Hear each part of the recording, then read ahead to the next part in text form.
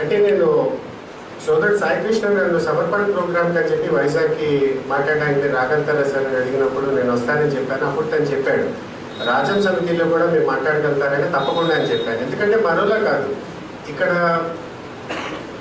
షిరిడి సాయిబాబా గారి జీవితకాలంలో ఆయన ఒకసారి భక్తులు కొంతమంది అడిగారట, స్వామి నామస్మరణ చేసుకుంటే కనుక, భజన చేసుకుంటే కనుక, సత్సంగం చేసుకుంటే కనుక దాంతో మాకు వచ్చే ఉపయోగం ఏమిటి అని అడిగారు.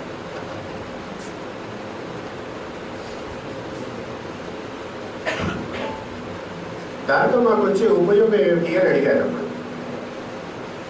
అప్పుడు షిరిడి సాయిబాబా గారు వారికి తెలియపరిచారట,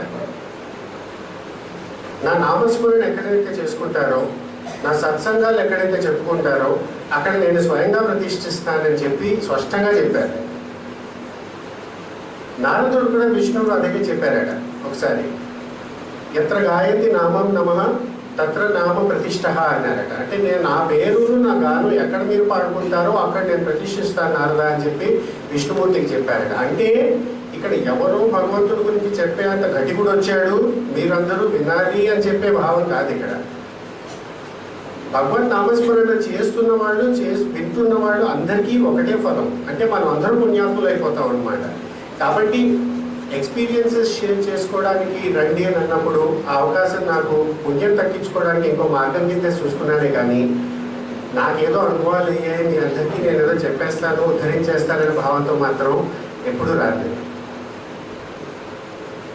ఇటువంటి సమయాల్లో తనే చెప్పాడు, ఇక్కడ వచ్చిన వాళ్ళందరూ అనుభూతుల గురించి చాలా ఇష్టపడతారండి, మీరు దాని గురించి మీరు చెప్పగలిగితే బాగుంటుంది అన్నారు.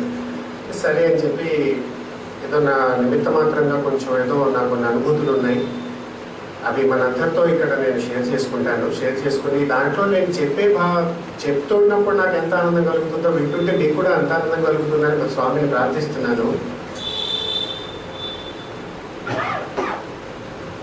ప్రపంచంలో మనం చాలా విషయాలు కోరుకుంటాం. డిగ్రీ కోరుకుంటారు కొంతమంది, ఉద్యోగం కోరుకుంటారు కొంతమంది ఇల్లు కొనుక్కోవాలి, స్థలాలు కొనుక్కోవాలి, ధనాన్ని సంపాదించాలి, చాలా కోరికలు ఉంటాయి మనకి. కోరిక నీరుగా మనం ఏం చేస్తామంటే మనం ఒక ప్రాసెస్ అంటే ఒక మార్గాన్ని ఎన్నుకుంటాం. మనం ఆ మార్గాన్ని మనం అవలంబించుకుంటూ పోతాం. ఎందుకు? నా లక్ష్యం ఉంది, నేను సాధించవలసింది ఇది అని చెప్పి మనం ఒక మార్గాన్ని కోరుకుంటాం. ఆ మార్గం ప్రకారంగానే మనం పాటించుకుంటూ వెళ్ళిపోతాం. అలాగే మన సత్సంగాల్లోనూ భజనలోనూ సేవా కార్యక్రమాల్లోనూ పాల్గొనే లక్ష్యం ఒకటే, స్వామిని మనం పొందాలి, ఆయనకి సన్నిధులైన ఆనందాన్ని కలిగించుకోవాలని చెప్పి ఆ ఉద్దేశంతో మనం సేవా కార్యక్రమాల్లో భజనలో ఇవన్నిట్లోనూ పాల్గొంటూ ఉంటాం. అంటే స్వామినికి మన సన్నిధులు కావాలి అంటే, స్వామిని మనం దక్కించుకోవాలి అంటే దాని అంతరార్థం ఏమిటంటే మనం హృదయంలో మన స్వామిని దక్కించుకున్నంత ఆనందం పొందగలగాలి. దాని అంతరార్థం అది. అంటే ఏమిటంటే మనం రాత్రిపూట మన ఇంటికి వెళ్ళినప్పుడు మనం అది రకమైన మరపుదాన్ని, అదే ఒక వెల్లడించలేనటువంటి సంతోషం మన హృదయంలో కలుగుతూ మనం వెళ్ళాలి. అంటే దాని అర్థం ఏమిటి? స్వామిని మనం దక్కించుకున్నంత ఆనందం.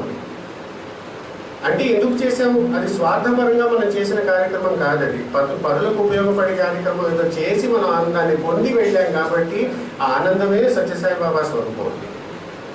అంటే ఇప్పుడు దాని అర్థం ఏమిటంటే మనం మన హృదయాన్ని భగవంతుడిని చిత్రీకరించుకోగలిగే ఒక అద్దంలాగా స్పష్టంగా తయారు చేసుకోవాలి. మనం హృదయాన్ని మనం ప్రేమతో నింపుకున్నప్పుడు అప్పుడు మాత్రమే అది భగవంతుడిని స్పష్టంగా చిత్రీకరించగలుగుతుంది.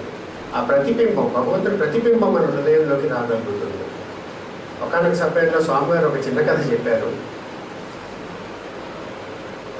శ్రీకృష్ణ భగవానుడు తన కొలువులో ఆసీనై ఉన్నారు. ఒక చిత్రకారుడు ఒక ఆయన వచ్చి, నేను ప్రశంత ప్రఖ్యాతిగాంచిన చిత్రకారుడిని, నేను ఏమి చూసన్నా నేను గీయగలుగుతాను, ఓ కృష్ణ నేను నిన్ను కూడా స్పష్టంగా గీయగలుగుతాను అన్నట్ట, చిత్రీకరించగలుగుతాను అన్నట్ట. సో శ్రీకృష్ణుడు ఆయన్ని చూసి అలాగా తప్పకుండా చిత్రీకరించు అన్నాడట. సరే ఆయన చిత్రీకరించాడు. చూసిన వాళ్ళందరూ ఆహా ఓహో అనుకున్నారట. అనుకుని సరే ఫినిషింగ్ టచెస్ అంటాం, అంటే కొంచెం ఇక్కడ అక్కడ కొన్ని గీతలు గీయాలి, ఇంకా నేను పొద్దున్న కల్లా స్వామిని తీసుకొచ్చేస్తాను నేను మీ పటాన్ని అన్నాను కదా. సరే వెళ్ళు అన్నాను. మరుసటి రోజు ఆ చిత్రకారుడు పటాన్ని కప్పి తీసుకొచ్చాడు. తీసుకొచ్చి గుడ్డ తీసేటప్పటికి ఆ పటంలో ఉన్న కృష్ణ భగవానుడు అసలు లేడు.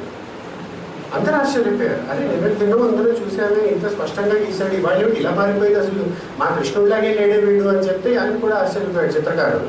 ఇదేంటి నాకు ఎప్పుడు ఇలా కాలేదు, ఈసారి ఇలా అయింది అని చెప్పి కృష్ణ భగవానుడిని మళ్ళీ అడిగారట. స్వామి నాకు ఇంకొక అవకాశం ఇవ్వండి, మళ్ళీ తీసుకుని వస్తాను అన్నాడట. తప్పకుండా నైనా వెళ్ళు అన్నాడు. సరే మళ్ళీ కష్టపడి చిత్రీకరించి తీసుకొచ్చాడు. ఈసారి కూడా అదే ఫలితం. చిత్రంలో ఉన్న శ్రీకృష్ణుడు అసలైన శ్రీకృష్ణుడు అసలు లేనే లేరు, పోలికలే లేవు అసలు. చాలా ఆశ్చర్యపోయాడు ఆయన. ఇంటికి వెళ్ళి ఇంకా ఆయనకు అది చాలా అవమానంగా తయారైంది ఆయనకి. అంటే ఏమిటి, నా జీవితంలో ఎప్పుడు ఇలాంటి అవమానం పొందలేదే, నాకేమిటి శ్రీకృష్ణుడు ఎదురుకుండా నిలిచి ఉన్న ఒక వ్యక్తి బొమ్మ నేను గీయలేకపోవడం ఏమిటి అని చెప్పి చాలా ఆలోచించుకుని కూర్చున్నాడ. అప్పుడు కలహప్రియుడు నారదుడు ప్రత్యక్ష అడిగాడు. వచ్చి ఏమైనా అంత దిగాలుగా ఉన్నామని అడిగారట. అడిగితే ఇది స్వామి నా పరిస్థితి, ప్రపంచం అంతా తిరిగాను, నేను వీళ్ళ చిత్రాలు గీశాను, వాళ్ళ పటాలు గీశాను, ఎక్కడా నాకు ఇంత అవమానంలో ఇంత అప్రతిష్ట రాలేదు. 2 సార్లు ప్రయత్నం చేసినా కూడా శ్రీకృష్ణుడి పట్టం నేను చిత్రీకరించలేకపోతున్నాను, నాకు అర్థం కావట్లేదు, ఇది ఏమిటో ఎందుకు అవుతుందో ఇలా అని అడిగారట. అంటే అప్పుడు నారదుడు చెప్పాడు, మూర్ఖుడా నువ్వు ఎవరి పట్టం చిత్రీకరిద్దాం అనుకుంటున్నావు? ఆయన జగన్నాటక సూత్రధారి, ప్రపంచాన్నే ఆయన సృష్టించగలరు. అలాంటి సృష్టించిన ఆయన చలంగా ఒక స్థిరంగా ఒక చోట ఒక విధంగా ఒక రూపంలో ఒక నామంతో ఉంటారని నీ ఎలా అనుకున్నావు? స్థిరంగా ఉంటేనే నువ్వు వాళ్ళ చిత్రం పఠించగలుగుతావు. నువ్వు ఆయన స్థిరంగా ఉండలే. అలాంటప్పుడు ఆయన పటాన్ని మీరు ఎలా చిత్రీకరిద్దాం అనుకున్నావు? అది నువ్వు చేసిన పొరపాటు అన్నారు. అంటే ఆయన బుద్ధి వచ్చింది. శ్రీకృష్ణుడి వారికి ఆయన మనసులో ప్రార్థించుకుని, స్వామి నా వల్ల చాలా ఘోరాపరాధం అయిపోయింది, మిమ్మల్నే జగన్నాటక సూత్రధారినే నేను దానికి చిత్రీకరిద్దాం అనుకున్నాను, నా మూర్ఖత్వం ఉంది, ఇంకా మీరే నన్ను కాపాడాలి స్వామి, ఏమన్నా చేయండి అంటే అప్పుడు నారదుడు చెప్పాట ఆయన్ని, నువ్వు ఇలా రా ఒకసారి అని చెప్పి ఆయన పిలిచి ఆయన చెవులో ఇలా చేయి బంగారు, నువ్వు ఇలా చేస్తే చక్కగా సర్దిద్దుకుంటావు అన్నారట, బాగుపడతావు అన్నారు. సరే అని చెప్పి ఒప్పుకున్నారట. వాళ్ళు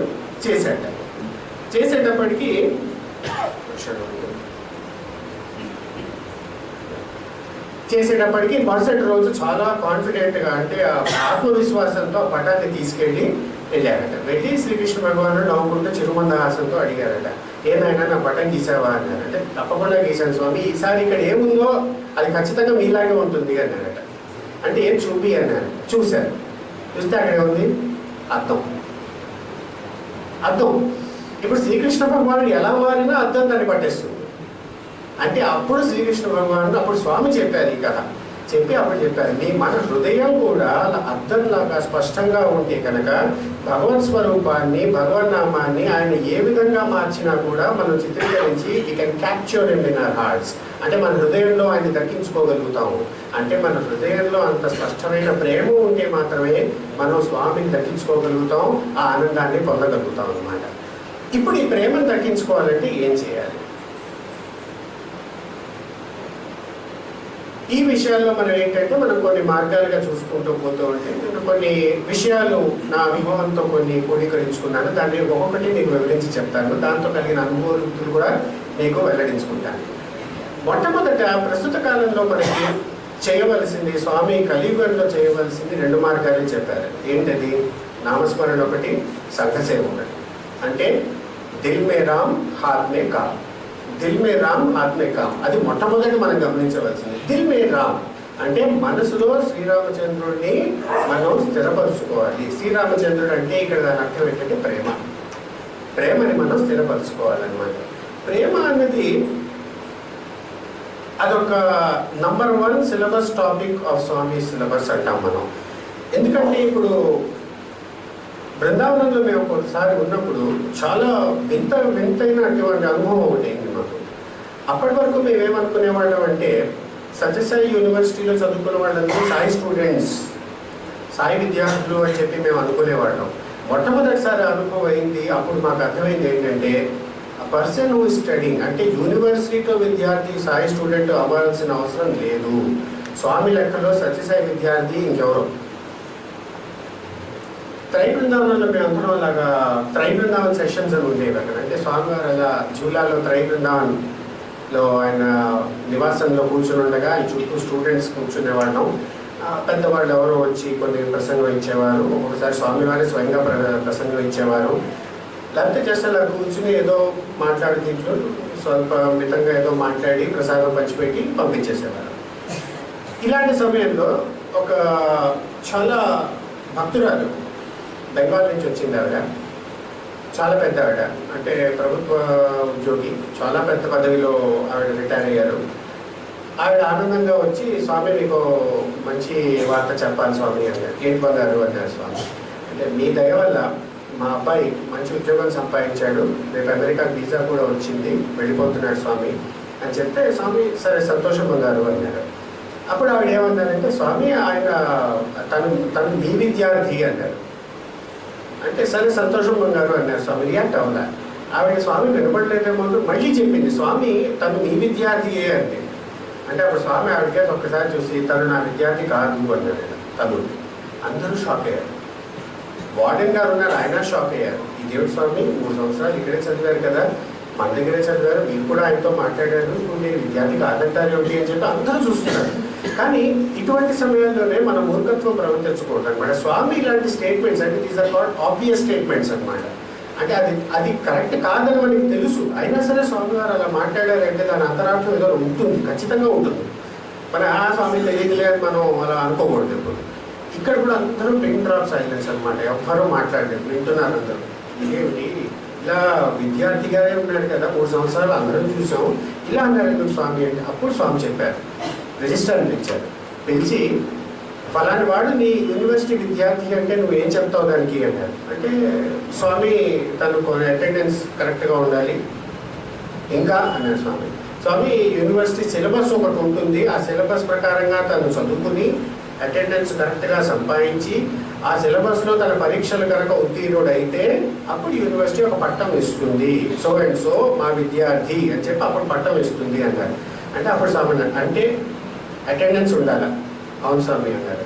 సిలబస్ ఫాలో అవ్వాలా, అవును స్వామి అన్నారు. పరీక్ష రాయాలా, ఉత్తీర్ణులు అవ్వాలా, అవును స్వామి అన్నారు. ఆ 3 అయితేనే కదా నువ్వు మా విద్యార్థి అని ఒప్పుకుంటావు, అవును స్వామి అన్నారు.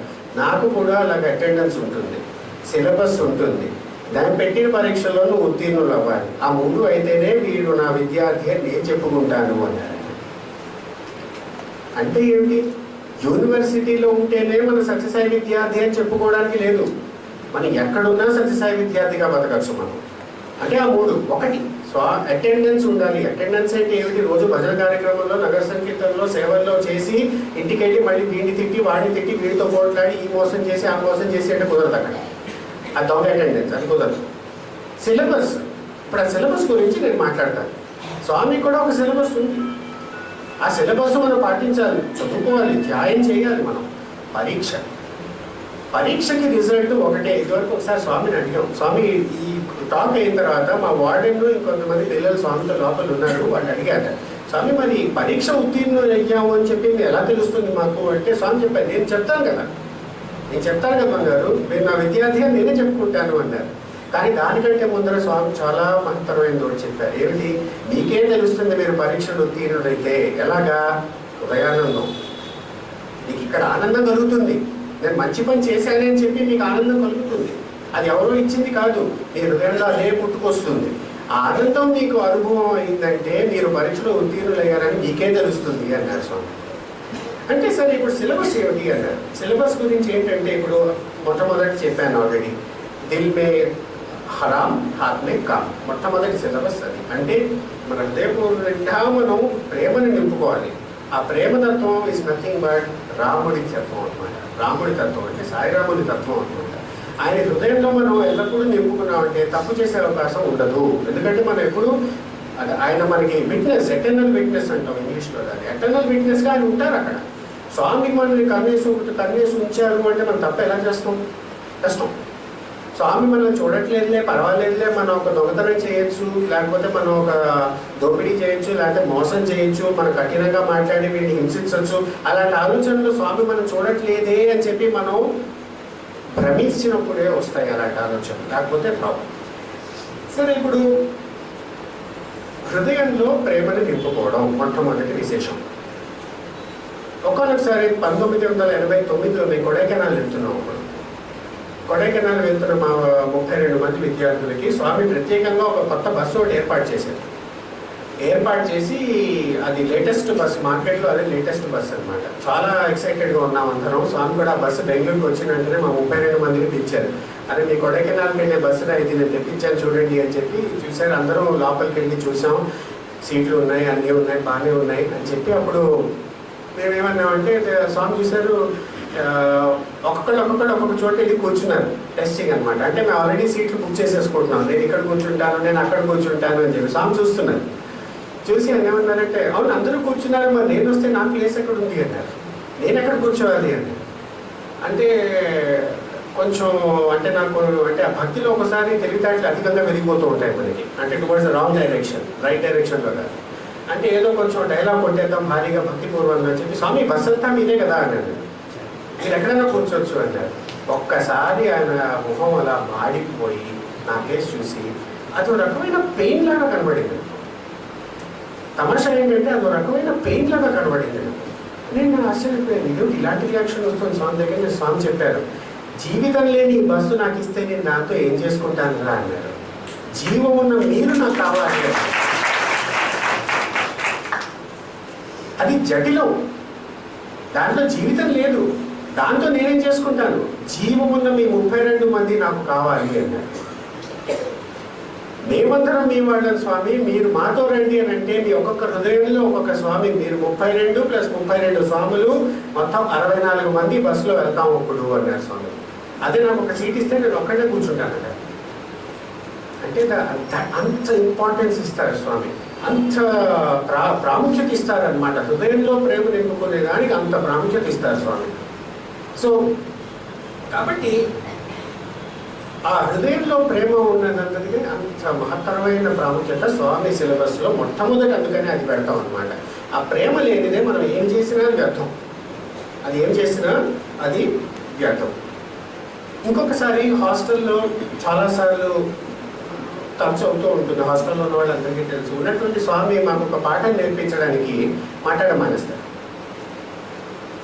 ఒకసారి కొద్ది రోజుల వరకు మాట్లాడు, ఒకసారి కొన్ని నెలల వరకు మాట్లాడు, ఒకసారి నాకు గుర్తు 1 సంవత్సరం మొత్తం మాట్లాడలేదు, అస్సలు మాట్లాడేవాళ్ళు. మేము అలా వచ్చేవాళ్ళం దర్శనానికి, ఆయన అలా దర్శనం ఇచ్చేవారు, రూమ్కి వెళ్ళిపోయేవారు, ఇంటర్వ్యూస్కి ఇచ్చేవారు, భజన కూర్చునేవారు, ఆకు తీసుకునేవారు, వెళ్ళిపోయేవారు. అబ్బాతో మాట్లాడేది లేదు, ఒక 5 నిమిషాలు కూడా వరండాలో వచ్చి పిల్లలతో స్పెండ్ చేసేది లేదు. మాకు తెలుసు ఏదో అయిందని చెప్పి, కానీ సంవత్సరం పొడుగునా ఏమీ మాట్లాడలేదు.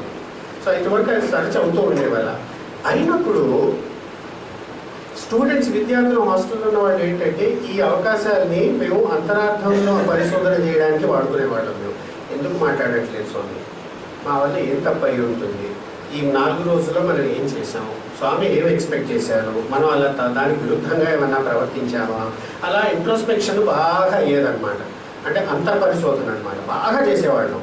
చేసి సరే ఇంకా స్వామి ఎలాగో మాతో మాట్లాడట్లేదు కదా, ఇంకేం చేసేదని చెప్పి సరే స్వామి కొటేషన్స్, స్వామి ఫోటోలు తలుపులకి, కబర్డ్స్కి, గోడలకి అతికించుకుని ఎక్కడ చూసినా మనం ఇలా అయినా స్వామిని గుర్తించుకుందాం అని చెప్పి గోడల మీద, తలుపుల మీద అంతా స్వామి కొటేషన్స్, స్వామి ఫోటోలు అవన్నీ పెట్టుకునేవాళ్ళం అనమాట. సరే మధ్యాహ్నం పూట నేను అంటే లంచ్కి నేను హాస్టల్కి వచ్చేవాడిని. లంచ్ అయిపోయిన తర్వాత 3:30కి ల్యాబ్ అంతా మూసేసుకొని పిల్లల్ని పంపించేసి నేను మందిరానికి వెనక్కి వెళ్ళిపోయేవాడిని అనమాట స్వామి దగ్గరికి. సో స్వామి అడిగారు, సైలెంట్గా కూర్చొని అడిగారు, ఇలా పిల్లలు ఏమంటున్నారు అన్నారు. అంటే బాధపడుతున్నారు స్వామి అన్నాను. అంటే నువ్వు నార్త కబుర్లు చెప్పకు, నేను ఏం చేస్తున్నారో అడిగాను, ఏం ఫీల్ అవుతున్నారో అని అడగలేదు అన్నాను. అంటే సరే స్వామి చాలా జాగ్రత్తగా ఉండాలండి స్వామి దగ్గర, ఆయన ఇలాంటి వాటిలో బాగా పట్టుకుంటారు ఆయన. సో నేను ఏం ఫీల్ అవుతున్నారో అడగలేదు, నేను ఏమంటున్నారో అడిగాను, నువ్వు అడిగిన దానికి సమాధానం చెప్పు అన్నారు. సరే స్వామి అన్నారు. ఏమంటున్నారు అన్నారు. స్వామి మాతో మాట్లాడట్లేదు అంటున్నారు స్వామి అన్నారు. ఏం చేస్తున్నారట, స్వామి ఫోటోలు, స్వామి కొటేషన్స్ గోడల మీద, వాళ్ళ కబర్డ్స్ మీద, వాళ్ళ కుర్చీల మీద, తలుపుల మీద, అన్నిటి మీద అతికిస్తున్నారు స్వామి. అతికించి వాళ్ళు చూసుకుని స్మరణ చేసుకుంటున్నారు అలా అన్నారు. పెట్టాల్సిన అన్ని చోట్ల పెట్టుకుంటున్నారు, అసలు పెట్టవలసిన చోట పెట్టట్లేదే అన్నారు. నాకు అర్థం కాలేదు. అంటే నేను హాస్టల్కి వెళ్తే అసలు ఆశ్చర్యపోతాం, గోడ 1 స్క్వేర్ ఇంచ్ కూడా మిగలకుండా పోస్టర్లు తగ్గించి పారేసారు వాళ్ళు పిల్లలు. ఇంకా ఎక్కడ ఉంది? తలుపుల నిండా పోస్టర్లే, స్వామి ఫోటోలే, గోడల నిండా పోస్టర్లే, ఇంకా ఎక్కడ ఎతికించాలో నాకు అర్థం కాలేదు. ఎక్కడ అని చెప్పి ఆలోచిస్తున్నారు. సో ఏంటంటే అప్పుడు వేలు ఇక్కడ కొట్టేస్తాను, ఇక్కడ లేదురా అన్నారు. అక్కడ పెట్టాల్సిన చోట పెట్టకుండా ఎక్కడ పెట్టి ఏ ప్రయోజనం అన్నారు. అంటే అంటే ఇప్పుడు ఏంటి, మనం మొట్టమొదటి అదే చెప్పాను నేను. మనం ఎంత సేవ చేసినా, ఎన్ని భజనలు చేసినా, ఎన్ని నగర సంగీతకి వెళ్ళా, ఎన్నిసార్లు డబ్బులు వాయించి హార్మోనియంలు వాయించినా మనం వాటి ప్రయోజనం ఏమి ఉండదు. ఇంటికి వెళ్ళి మళ్ళీ మనం నైబర్స్తో తిట్టుకోవడాలు, కొట్టుకోవడాలు, మన భార్య పిల్లలతో కొట్టుకోవడాలు, మన థాట్స్ అంతా చాలా బ్యాడ్ థాట్స్, వీడిని ఎలా ముంచాలి, వాడిని ఎలా మింగాలి అని ఆలోచనలు ఉంటే ఏం ప్రయోజనం? అంటే మనం పెట్టవలసిన చోట స్వామిని పెట్టలేదు, మిగతా అన్ని చోట్ల పెట్టి మనం ఆనందించుకుంటున్నాం, స్వామి దగ్గర అవుతున్నామే అని చెప్పి. అలా ప్రవర్తించడం మనకి మూర్ఖత్వం తప్ప ఏమీ కాదండి. స్వామి అంటే ఎప్పటికీ మనకి చిక్కరు అంతే. అంటే దాని అర్థం ఏంటి? బహిర్ముఖ్యంగా మనం ప్రవర్తించడమే కాదు, అంతర్ముఖంగా కూడా మనం స్వామి ఉన్నారు మనతో అనే భావంతో ఉంటేనే బహిర్ముఖంగా మనం చేస్తున్నదంతా సార్థకం అనిపిస్తుంది అనమాట. లేకపోతే అదంతా చేసే waste of time, it's waste of energy అంతే, ఇంకేమీ కాదు.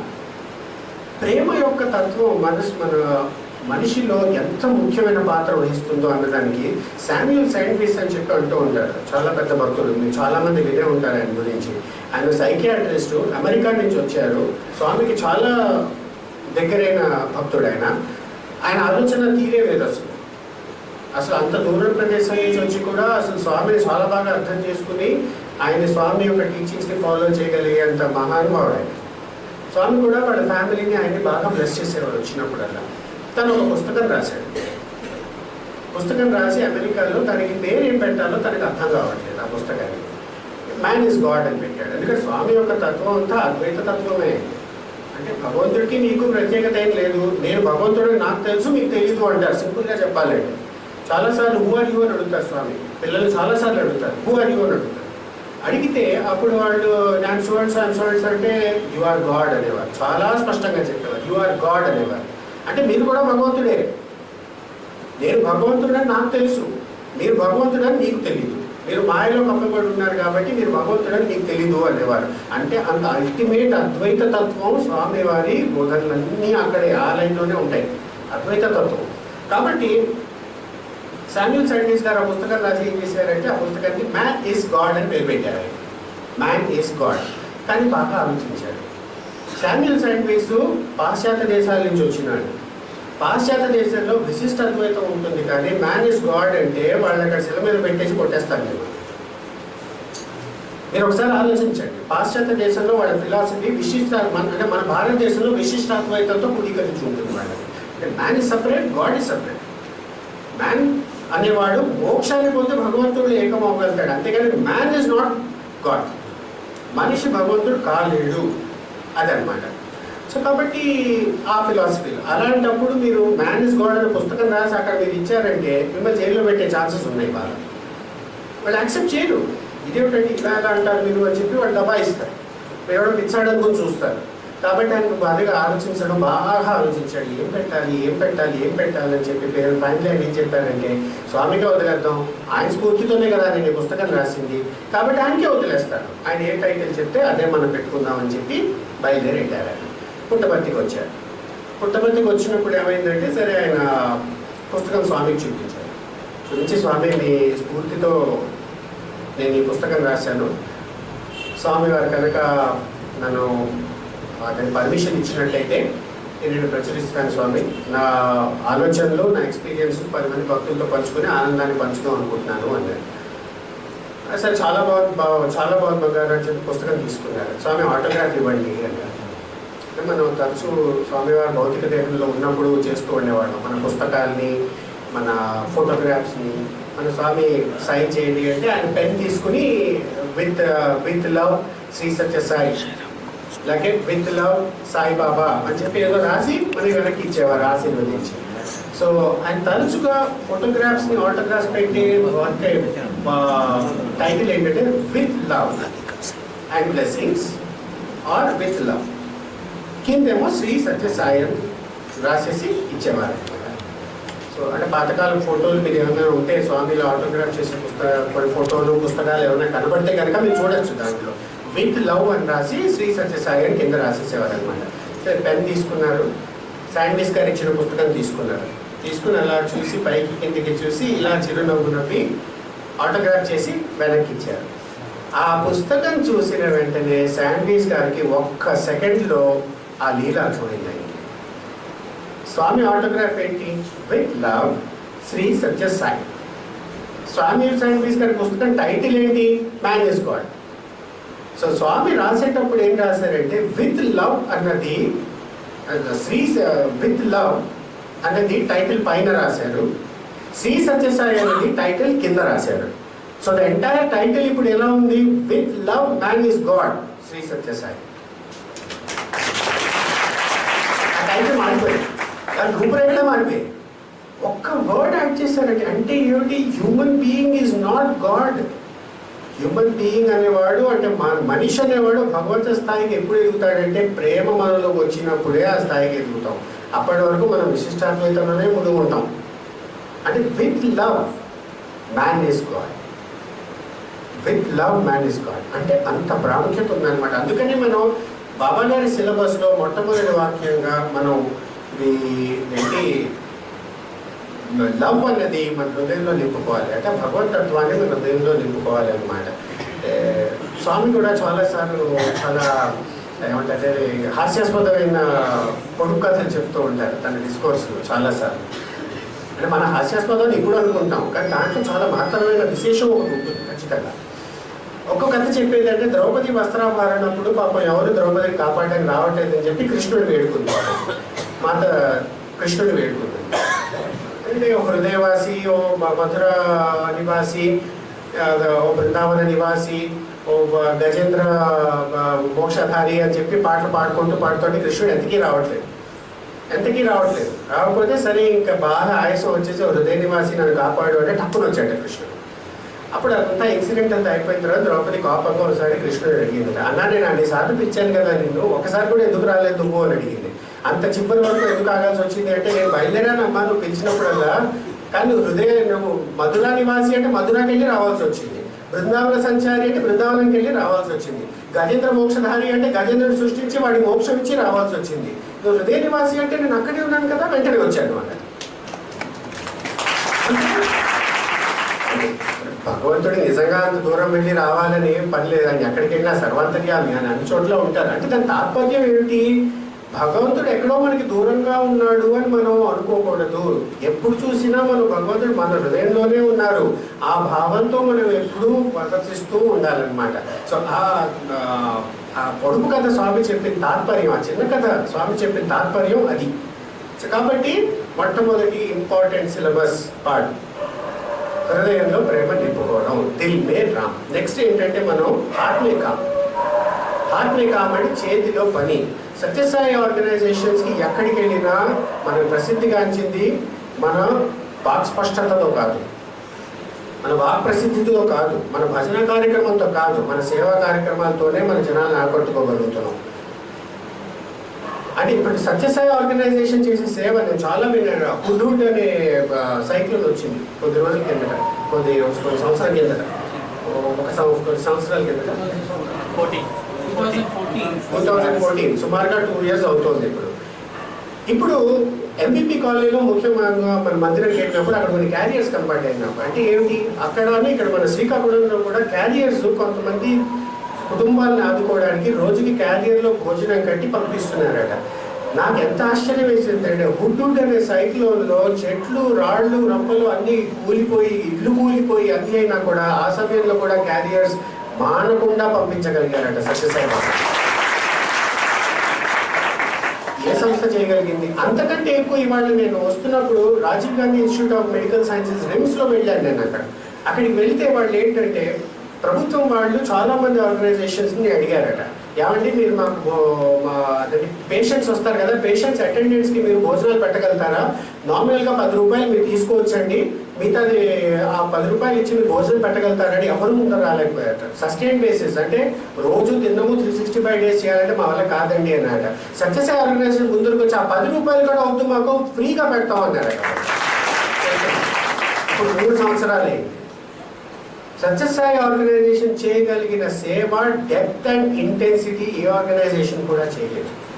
ఆ సేవా కార్యక్రమాన్నే మన జనాలను ఆకర్ష కట్టుకోగలుగుతుంది.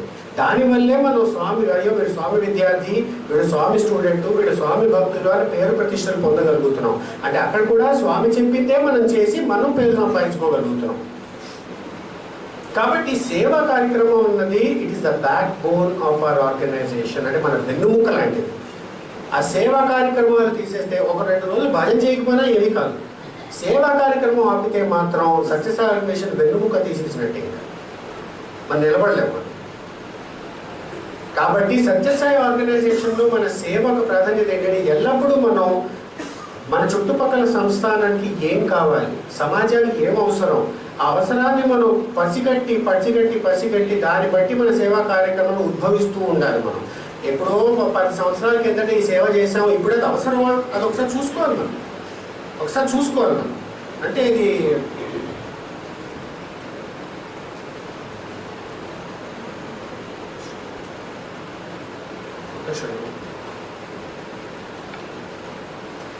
అదేంటంటే అది అంటే ఇస్ ఇట్ రెలెవెంట్, ప్రస్తుత సమాజానికి ఏం అవసరం దాన్ని చూసి మన సేవా కార్యక్రమం, దాని గురించి మన ప్రోగ్రామ్స్ అన్నీ మనం మార్చుకుంటూ పోవాలి. కానీ సేవ అనేది మాత్రం మానకూడదు.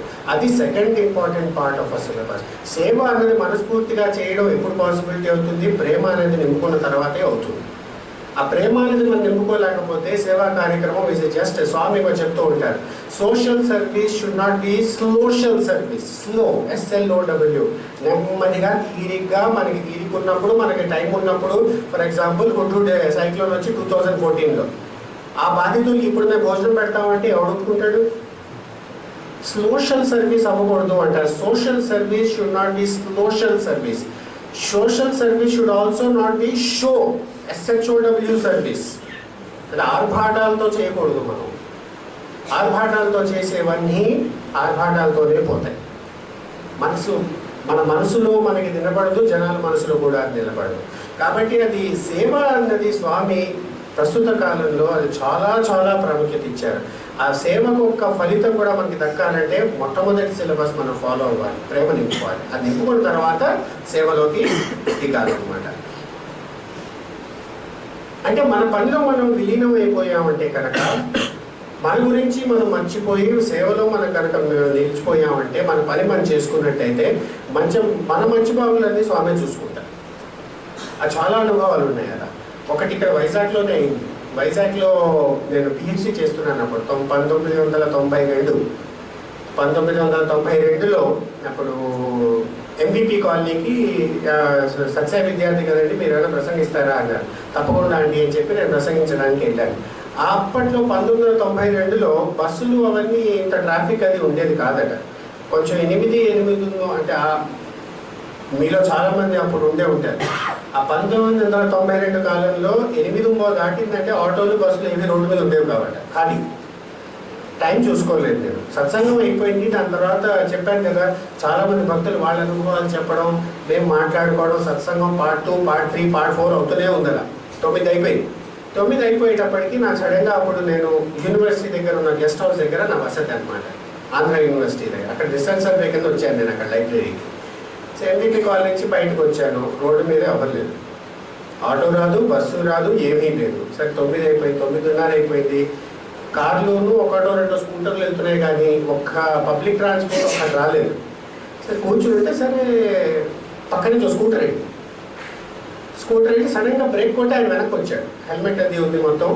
ఆ కాలంలో హెల్మెట్ ఎందుకు పెట్టుకున్నారని మాకు ఇప్పుడు అర్థం కాదు, తర్వాత అర్థం అవుతుంది. సరే హెల్మెట్ పెట్టుకున్నారు. వచ్చి ఏమండి మీరు MVP కాలేజీలో ఇప్పుడే కదా ప్రసంగించారు అన్నారు. అంటే అవునండి, మీకు తెలుసు అంటే నేను అక్కడి నుంచే వస్తున్నానండి, మీకు విశాఖపట్నంలో 8 దాటితే బస్సులో అవి దొరకవని మీకు చెప్తుంది ఎవరు అన్నారు. నాకు తెలియదండి, నేను కొత్త అన్నాను. పర్వాలేదండి, నేను వచ్చాను కాబట్టి సరిపోయింది, వెనకాల కూర్చొని నేను దింపేస్తానన్నారు. సరే వెనకాల కూర్చున్నాను, మాట్లాడుకుంటున్నాం, వెళ్తున్నాం. ఆయన ప్రసంగంలో చాలా విశేషాల గురించి పెట్టాం. మీకు ఇప్పుడు ఏంటంటే అప్పుడు అనుభవం ఎలా అయిందండి, ఈ విషయం చాలా బాగా చెప్పారండి, ఇంకోసారి నాకు కూడా అలాగే అనుభవం ఏంటంటే అలా మాట్లాడుకుంటూ వెళ్ళాం. నేను గెస్ట్ హౌస్ దగ్గర దింపేశాడు. హోటల్, యాక్చువల్లీ గెస్ట్ హౌస్ కాదు, హోటల్ దగ్గర దింపేశాడు. యూనివర్సిటీ దగ్గర ఏదో హోటల్ ఉంటుంది, అక్కడ దింపేశారు. తను వెళ్ళిపోయాడు. వెళ్ళిపోయేసరికి నేను మెట్లు ఎక్కుతుంటే సడన్గా నాకు తట్టింది. నేను ఏ హోటల్లో ఉంటున్నానో నాకు అసలు చెప్పలేదు. నేను ఆయన శుభ్రంగా తీసుకొచ్చి హోటల్ దగ్గర నన్ను దింపేసి సాయిరామ్ చెప్పి వెళ్ళిపోయారు. నాకు అప్పుడు అర్థమైంది హెల్మెట్ ఎందుకు వేసుకోవాల్సి వచ్చిందో. ఇది చాలదన్నట్టు నేను మళ్ళీ పుట్టపర్తికి వెనక్కి వెళ్ళిన తర్వాత బృందావనంలో సమ్మర్ కోర్స్ మొదలైంది. సమ్మర్ కోర్స్ అప్పుడు నేను వెళ్తే అప్పుడు స్వామి లోపలికి రమ్మన్నారు, ఏదో పని ఉందని చెప్పి లోపలికి వెళ్తే ఏరా నీ దగ్గర వాచ్ లేదా అన్నారు. అంటే ఒక వాచ్ సృష్టిస్తారనుకుని లేదు స్వామి అన్నారు. అంటే వాచ్ ఇవ్వట్లేదు, విశాఖపట్నంలో టైం చూసుకోండి అంతసేపు ఎవరు మాట్లాడమన్నారు అన్నారు. నాకు అర్థం కాలేదు, ఇదే స్వామి అని చెప్పి చూస్తుండగా అప్పుడు చెప్పారు స్కూటర్లో నేను రాకపోతే నేను ఇంట్లో ఎవరు దింపేవారు అంటే నన్ను కాపాడడానికి ఆయన స్కూటర్తో సహా హెల్మెట్తో సహా పరిగెత్తుకొచ్చారు ఆయన అక్కడి నుంచి. అది కాళ్ళ మీద పడ్డాను వెంటనే, కాళ్ళ మీద పడ్డాను. అదే అప్పుడు చెప్పి స్వామి నాకు ఆ సత్సంగంలో మునిగిపోయాను స్వామి, దాంట్లో భక్తులు కూడా చాలామంది వాళ్ళ ఎక్స్పీరియన్స్ అదే చెప్పారు స్వామి. టైం నాకు తెలియలేదు అందుకని చెప్పారు, నాకు తెలుసు అందుకని నేను కాపాడడానికి నేను వచ్చాను అక్కడ అన్నారు. అంటే అది ఒక్కసారి కాదు, 2 సార్లు కాదు, మీరు కూడా చాలా మందికి అనుభవం అయి ఉంటుంది. మన స్వామి సేవలో మునిగిపోయి మనం అలా పని చేసుకుంటూ పోతుంటే మన మంచి పనులన్నీ ఆయన చూసుకుంటారు, మనం ఆ టెన్షన్ పడాల్సిన అవసరం లేదు. నిన్న మొన్న కూడా కొంతమంది నాకు సత్సాయి భక్తులు కూడా అదే చెప్పారు, పుట్టపర్తిలో వాళ్ళ సేవ చేసుకుంటూ ఉంటే ఇక్కడ వాళ్ళు జరిగే ఆపదలన్నీ ఆయన అక్కడి నుంచి కాపాడుకుంటూ వస్తున్నారు ఆయన. అంటే అంత సేవ చేసుకోవడానికి భాగ్యం ఇచ్చిన ఆయనే మనని కాపాడే భాగ్యం కూడా ఆయనే తీసుకుంటారు. ఇక ఆ బరువు కూడా ఆయనే తీసుకుంటారు. ఇక మనమేమో దాని గురించి వరి అవ్వాల్సిన పని లేదనమాట. సో ఇంకొకసారి అలాగే మేము ఇది నాకు చాలా అంటే చాలా ప్రీతితో చూస్తాను ఈ అనుభవాన్ని. ఎందుకంటే నాకు కొంతమంది అంటే మన జీవితంలో కొన్నిసార్లు కొన్ని అనుభవాలు అవుతాయి, అనుభూతులు తప్పుతాయి మనకి, అది మన జీవితంలో మర్చిపోలేము మనం. ఇది ఒకటి ఇప్పుడు నేను మీకు షేర్ చేయబోయేది అదొకటి అనమాట. అంటే సేవ ఒక్క అనుభూతి, సేవ యొక్క ప్రాముఖ్యత స్వామి ఒక ఎక్స్పీరియన్స్తో బయట పెట్టారు. 1988 అప్పట్లో బీసీ వైస్ ఛాన్సలర్స్ కాన్ఫరెన్స్ అని చెప్పి ఒక ప్రోగ్రామ్ నడుస్తుంది పుట్టపర్తిలో. అంటే దేశంలో ఉన్న ఉపకులపతులు యూనివర్సిటీస్ యొక్క దేశంలో ఉన్న ఉపకులపతులు అందరినీ పిలిచి సత్యసాయి యూనివర్సిటీ వాళ్ళు ఒక వర్క్షాప్ లాగా కండక్ట్ చేసింది అనమాట. అంటే ఉపకులపతులు అంటే యూనివర్సిటీకి పెద్ద ఆయనే ఇంకా. సో వాళ్ళకి ఏంటంటే వాల్యూ ఎడ్యుకేషన్ మీద దాని మీద కొంచెం వర్క్షాప్స్ మనం కండక్ట్ చేద్దామని చెప్పి వాళ్ళు పిలిచారనమాట. వచ్చారు ఒక 80 పైగా వచ్చారు ఉపకులపతులు చాలామంది. దాంట్లో ఒక ఆయన రామారావు గారు యూజీసీ చైర్మన్ కింద కూడా రిటైర్ అయ్యారు, ఇప్పుడు పోయారు, దిగంతులు అయ్యారు ఆయనకి. అప్పుడు ఆయన వైస్ ఛాన్సలర్ ఉండేవారు. అప్పుడు 1988లో స్వామి ఆయన్ని చూసి అప్పుడు చెప్పారు, ఏం రామారావు నువ్వు త్వరలో చాలా ముఖ్యమైన పాత్ర వహించబోతున్నావు అన్నారు. ఏం స్వామి ఆల్రెడీ ఉపకులపతి ఆయన, ఇంక అంతకంటే ముఖ్యమైన పాత్ర ఏముంటుంది, ఏం స్వామి అన్నారు. అంటే యూజీసీకి చైర్మన్ అవుతావు నువ్వు అన్నారు. అంటే ఛాన్స్ లేదు స్వామి అన్నారు. నువ్వు అవుతావు అన్నారు, నేను చెప్పాను కదా అన్నారు. 6 సంవత్సరాల తర్వాత నెగ్గారు. మొట్టమొదటి చేసింది ఏంటంటే పుట్టపర్తికి వచ్చి స్వామి పాదాల మీద పడ్డారు. మీరు అప్పుడు 6 సంవత్సరాల కిందటి చెప్పారు స్వామి, ఇప్పుడు అయింది అని చెప్పి. అంటే ఆయన అంటే వైస్ ఛాన్సలర్స్ అంటే ఇది ఒక జస్ట్ చిన్న సంఘటన అయింది, అసలు సంఘటన చెప్తున్నాను అనమాట. వైస్ ఛాన్సలర్స్ అంటే ఉపకులపతులు కదా, స్వామికి ఉపకులపతులన్నా అంటే మన ఎడ్యుకేషన్ ఫీల్డ్లో ఉన్న వాళ్ళు టీచర్స్ అన్న ప్రొఫెసర్ అన్న చాలా గౌరవం స్వామికి. అంటే మాతృదేవో భవ, పితృదేవో భవ, ఆచార్య దేవో భవ. అంటే ఆచార్యులకు అంత ప్రాముఖ్యత ఇస్తారు స్వామి. వాళ్ళందరికీ అసలు ఏ లోటు లేకుండా పిల్లల్ని కొంతమందిని మమ్మల్ని సెలెక్ట్ చేశారు. మాకు గైడ్ చేయడానికి 3-4 టీచర్స్ని కూడా పెట్టారు స్వామి. మేము 9 మంది వచ్చిన వైస్ ఛాన్సలర్స్ అందరినీ వాళ్ళ మంచి బాబులన్నీ మీరు చూసుకోవాలి, వాళ్ళ వసతి, వాళ్ళ భోజనాలు అవన్నీ మీరు చూసుకోవాలి, చెడ్డపేరు రాకుండా చూసుకోవాలని చెప్పి మమ్మల్ని పెట్టారు. దాంట్లో ఇప్పుడు పుట్టపర్తికి వెళ్ళిన వాళ్ళు పైన కొండపైన సాయి శ్రీనివాస గెస్ట్ హౌస్ ఉంటుంది. అప్పట్లో ఒక పాత గెస్ట్ హౌస్ ఒకటి ఉండేదన్నమాట. ఆ గెస్ట్ హౌస్ ఏంటంటే ఇవి మన ప్రైమ్ మినిస్టర్లు పెద్దవాళ్ళు ఎవరైనా వస్తే ఆ గెస్ట్ హౌస్లో పెట్టేవారు వాళ్ళు అప్పట్లో. 1988 నేను చెప్పేది. ఈ వైస్ ఛాన్సలర్స్ కాన్ఫరెన్స్కి ముఖ్య పాత్ర వహిస్తున్న ముఖ్యమైన వైస్ ఛాన్సలర్స్ 12 మంది ఉన్నారు. వాళ్ళని మన ఇంగ్లీష్లో కీ నోట్ స్పీకర్స్ అంటాం. అంటే ఉన్న వైస్ ఛాన్సలర్స్ వాళ్ళు చాలా పెద్దవాళ్ళు అనమాట. సో వాళ్ళని 12 మందిని స్వామి ఆ గెస్ట్ హౌస్లో పెట్టారు. జగన్మోహన్ రావు గారని మా ప్రొఫెసర్ మ్యాథమెటిక్స్లో ఒక ఆయన ఉండేవారు. ఆయన్ని, శ్రీనివాస్ అని ఒక అబ్బాయిని, నన్ను ముగ్గురిని మీరు వీడిని చూసుకోండి అని చెప్పి కొండపైన మమ్మల్ని ఎక్కించి అక్కడ కూర్చోబెట్టారు. సరే మేము పని చేసుకుంటున్నప్పుడు బిట్ట మధ్యాహ్నం 10:30 అలా అయింది. అప్పట్లో ఏంటంటే భజన పొద్దున 10 o'clock 9:30కి స్వామి ఆరతి తీసుకుని కారు ఎక్కేసి పని ఉంటే పని ఇక్కడికి అక్కడికి వెళ్తూ ఉండేవారు. వెళ్ళి మళ్ళీ 11:30కి వెనక్కి వచ్చేసి ఆయన రూమ్కి వెళ్ళిపోయేవారు అనమాట. సరే మేము పని చేసుకుంటుంటే 10:05 అలా అయింది. 10:15 ఆ ప్రాంతాల్లో సేవాదాలు ఒక ఆయన పరిగెత్తుకొచ్చాడు. మొబైల్ ఫోన్స్ లేవు అప్పట్లో. సో ఏ వార్త అందాలన్నా మేము పరిగెత్తుకుని వెళ్ళి చెప్పాల్సిందే. ఫోన్లు, మొబైల్ ఫోన్స్ ఆ కాలంలో లేవు. సో సేవాదాలు ఒక ఆయన పరిగెత్తుకొచ్చి కొండెక్కి చెప్పాడనమాట, సార్ పూర్ణచంద్ర ఆడిటోరియంలో స్వామి మీ విద్యార్థుల్ని, మీ ఉపాధ్యాయులందరినీ పిలిచి అక్కడ వాళ్ళతో మాట్లాడుతున్నారు అని చెప్పి మీకు వర్తమానం పంపించమని చెప్పారండి అన్నారు. మేము వెంటనే అయ్యో స్వామి మాట్లాడుతున్నాడు సార్, మనం కూడా వెళ్దామా అని అడిగాం. శ్రీనివాస్ నేను అడిగాం. మా అదృష్టం ఏమిటంటే స్వామి మాకు పాఠాలు చెప్పడానికి మాకు వెతికి ఆడిముత్యాలు లాంటి ప్రొఫెసర్ని తెచ్చిపెట్టారు. అసలు వాడిని చూస్తేనే మనం ఏంటంటే ఇన్స్పైర్ అయిపోయి వాళ్ళలాగే మనం అవుతూ బాగుంటుందని చెప్పి నీతి అంటే ఏమిటి, నిజాయితీ అంటే ఏమిటి తప్పకుండా పనిచేసిన వాడిని చూసే మనం స్ఫూర్తి చెందేస్తాం అనమాట. అలాంటి ఆడిముత్యాలు తీసుకొచ్చి మాకు టీచర్స్ కింద పెట్టారు స్వామి. జగన్మోహన్ రావు గారు చాలా సంవత్సరాల వరకు పాఠాలు చెప్పి ఇంకా బాగా వయసు అయిపోయిన తర్వాత ఇంకా నా వల్ల కాదని చెప్పి విరామం తీసుకుని స్వామికి నమస్కారం పెట్టి స్వామి పర్మిషన్ తీసుకుని ఆయన తర్వాత వెళ్ళారు. ఆయన కాసేపు ఆలోచించి చెప్పారు, చూడు బంగారు, స్వామి మనల్ని ఇక్కడ ఆయనకు వచ్చే గెస్ట్లని సర్వ్ చేయమని చెప్పి ఇక్కడ మనల్ని పెట్టారు. పెట్టినప్పుడు మనం అలాంటప్పుడు వాళ్ళకి ఏమి లోటు లేకుండా చూసుకునే బాధ్యత మనది. అలాంటిది మనం పనులు పెట్టుకుని వాడు సాయంకాలం ముఖ్య అతిథులందరూ వస్తున్నారు, వాళ్ళని మనం వదిలేసి కిందకి వెళ్ళి కూర్చుంటే పనులు మిగిలిపోతాయి. అప్పుడు మన పనిలో మనమే లోటు తెచ్చుకున్నట్టు అవుతాం. కాబట్టి స్వామి చెప్పింది లుక్ ఆఫ్టర్ మై గెస్, ఆ పని పూర్తి చేసుకుని అప్పుడు వెళ్దాము అన్నారు. ఆయన చెప్పే విధానం అంత ప్రేమగా చెప్పారంటే మాకు కూడా తట్టుకుంది. అవును, మా పని మనం పూర్తి చేసుకోవాలి కదా, ఫస్ట్ పని పూర్తి చేసుకున్న తర్వాత మన స్వార్థం. స్వామితో ఇంటర్వ్యూకి అప్పుడు వెళ్ళి కూర్చోవచ్చు, అంటే కానీ ఇచ్చిన పని మానుకొని మన స్వార్థం కోసం మనం పరిగెత్తడం మంచిది కాదని చెప్పి సరే పని పూర్తి చేసుకున్నాం. 11:30 అయింది. అప్పటికి అనుకున్న ప్రకారంగా స్వామి గారు వెళ్ళిపోయారు, రూమ్కి వెళ్ళిపోయారు. సో మేమే బాధపడలేదు. మనకి ఇచ్చిన పని మనం చేసుకుంటున్నాం కదా, మనం వ్యర్థాలాపాలు ఏం చేయట్లేదు కదా, అక్కడ స్వామి ఇచ్చిన పనే చేసుకుంటున్నాం, పని అయిపోయింది, గెస్టులు వస్తున్నారు, సంతోషంగా కూర్చున్నాం. సరే సాయంత్రం అప్పట్లో ఏంటంటే 6 నుంచి 6:30 వరకు భజన. అప్పట్లో కరెక్ట్ 6:30, ఏమైనా సరే 6:30కి షార్ప్గా స్వామి వచ్చి ఆరతి తీసుకుని ఎక్కడున్నా, ఎవరితో మాట్లాడుతున్నా, ఎవరికి ఇంటర్వ్యూ వస్తున్నా 6:30కి వచ్చేసి ఆయన ఆరతి తీసుకుని వెళ్ళిపోయారు. 6 to 6:30 టైం అంటే టైం. సరే ఆ రోజు 6:25 అయింది. సరే మేము పని చేసుకుంటున్నాం, పైన ఉన్నాం ముగ్గురే. రాత్రి మొట్టమొదటి వైస్ ఛాన్సలర్స్ ఆ రాత్రి రావాల్సిందనమాట. సరే ఇక్కడి నుంచి తలగడాలు అటు పెట్టడం, అటు నుంచి దుప్పట్లు ఇటు తేవడం అంతా చేస్తున్నాం. సరే నేను చేతి నిండా దుప్పట్లు పెట్టుకుని గెస్ట్ హౌస్ ఇటు నుంచి అటు వెళ్తుంటే మధ్యలో మెయిన్ ఎంట్రన్స్ వస్తుంది అనమాట. ఈ వింగ్ ఒకటి ఉంటుంది, ఆ వింగ్ ఒకటి ఉంటుంది, మధ్యలో మెయిన్ ఎంట్రన్స్ అనమాట. సో దుప్పట్లని పక్కన పెట్టుకుని దుప్పట్ల కింద నుంచి అంటే మొత్తం కవర్ అయిపోయింది అనమాట.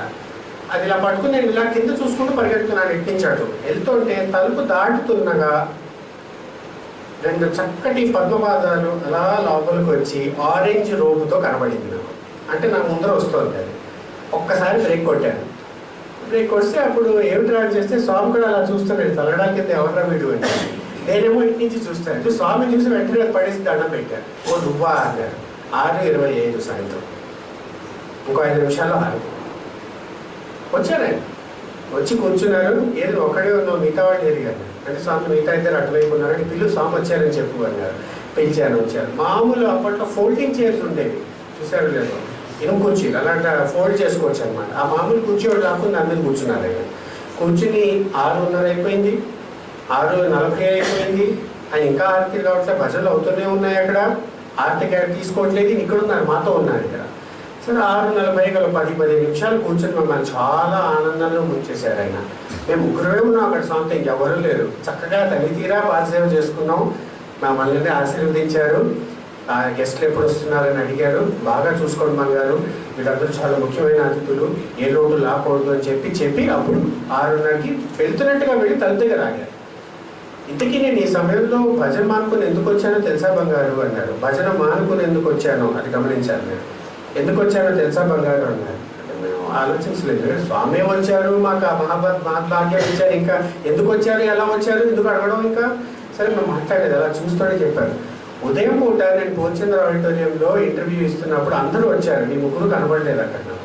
నేను అడిగాను ఏం చేస్తున్నారంటే చెప్పారు, కొండపైన పనిలో ఉన్నారు స్వామి అని చెప్పారు. పనిలో మీరు మునిగిపోయి పొద్దున్న రాలేకపోయారుగా, సాయంత్రం అందుకే నేనే వచ్చాను మీకు చెప్పాను. అంటే గుర్తొచ్చింది నాకు, నన్ను పాలింపగా నడిచి వచ్చితివా అని చెప్పి. అంటే ఏమిటి, మన సేవలో మునిగిపోతే మన ఉద్ధరించడానికి ఆయనే నడుచుకొస్తారు. వచ్చాడు. ఎప్పుడూ జరగని సన్నివేశం, భజన అయిపోతుంది, 6:30 అయిపోయింది, 6:40 అయిపోయింది, మా ముగ్గురి కోసం ఆయన కూర్చునే ఉన్నారు అక్కడ. సేవ అంటే అంత ముఖ్యమైన పాత్ర స్వామి, అంత ప్రీతి స్వామికి. మీరు ఎంతమందిని సేవ చేశారో అడగరు, ఎంతమందిని ఉద్ధరించారో సేవ ద్వారా దాన్ని అడుగుతారు స్వామి. మీరు 10 గ్రామాలకు వెళ్ళి ఉండొచ్చు, 10 గ్రామాల్లో వెళ్ళి ఏదో అక్కడ నుంచి నా రండి పొండి అని చెప్పి అరిచి కేకలేసి గీకులు పెట్టి వాళ్ళు బాధ పెట్టి సేవ చేస్తే దానికి ఏది ఫలితం ఉంటుంది. దానికి ఇద్దరికి సేవ చేసిన మనస్ఫూర్తిగా మనం ప్రేమతో చేస్తే అదే ఆయనకు అర్థమవుతుంది. మేము మనస్ఫూర్తిగా మేము ముగ్గురం ఉండిపోయాం. స్వామిలు మాకు ఇచ్చిన భాగ్యం, ఈ పని పూర్తి చేసుకుని వెళ్ళాలనే ఉద్దేశంతో అక్కడ ఉన్నాం. సాయంత్రం ఆయనే వచ్చారు మా దగ్గర. అంత ఇంపార్టెంట్, దట్ ఈస్ ఇంపార్టెన్స్ అనమాట. సేవ అంటే అంత ప్రీతి స్వామికి నిజంగానే. కాబట్టి ఈ సేవ అనేది సెకండ్ ఇంపార్టెంట్ అనమాట. ప్రేమ, దాని తర్వాత సేవ. దిల్ మే రామ్, హార్ట్ మే కామ్. మూడో విషయం ఏంటంటే స్వామివారి వాక్ is not different from him. అంటే స్వామి మాటలకి స్వామికి తేడా లేదు. స్వామి మాట is equal to Swami, Swami is equal to Swami's word. అంటే ఆయన మాటల్ని మనం అర్థం చేసుకోలేకపోతే, దానికి మనం విలువ ఇవ్వలేకపోతే స్వామి కూడా విలువ ఇవ్వనట్టే లెక్క. అంతే, దే ఆర్ నాట్ డిఫరెంట్. స్వామి చాలాసార్లు చెప్పేవారు అనమాట. అలాగని చెప్పి మనం అంటే స్వామి ఏంటంటే చూసి చూసి చూసి పదాలని వాడతారు. ఆయన మాట్లాడే ప్రతి పదానికి చాలా అర్థం ఉంటుంది కనుక. నేను రీసెర్చ్ చేస్తున్నప్పుడు ఒకసారి కల్పాకంకి వెళ్ళాల్సి వచ్చింది. కల్పాకం అంటే అది అటామిక్ ఎనర్జీ వాళ్ళది చాలా పెద్ద ప్లాంట్, అది చెన్నై దగ్గర ఉంటుంది. అది సరే స్వామి చెన్నైకి వెళ్తున్నాను, నేను కూడా నువ్వు MBA పిల్లలు వస్తున్నారు కదా నాతో, నువ్వు కూడా వచ్చేయన్నారు. మేము చెన్నైలో సుందరం దగ్గర మేము ఉంటాం, నువ్వు కల్పాకంకి వెళ్ళి నీ పని పూర్తి చేసుకొని 3 రోజుల తర్వాత వచ్చేసాను. మేము 3 రోజులు అక్కడే ఉంటాను సుందరంలోనే. అక్కడ సంక్రాంతి అప్పుడు ఇదివరకు చెన్నైకి వెళ్ళేవారు స్వామి, ఇదివరకు కాలంలో. సో వెళ్తానంటే ఇది 1992లో అనమాట. ఇది కూడా సరే స్వామి అని చెప్పి వెళ్ళి 3 రోజుల్లో అయితే అది అవ్వకపోవచ్చు. ఎందుకంటే అక్కడ నేను అంటే ఒక ఇంధనాన్ని తయారు చేస్తున్నాను నేను, ఒక ఇన్స్ట్రుమెంట్ని. అది భారతదేశంలో అప్పుడు ఎవరు చేయలేదు, నేను మొట్టమొదటి చేస్తున్నాను అప్పుడు.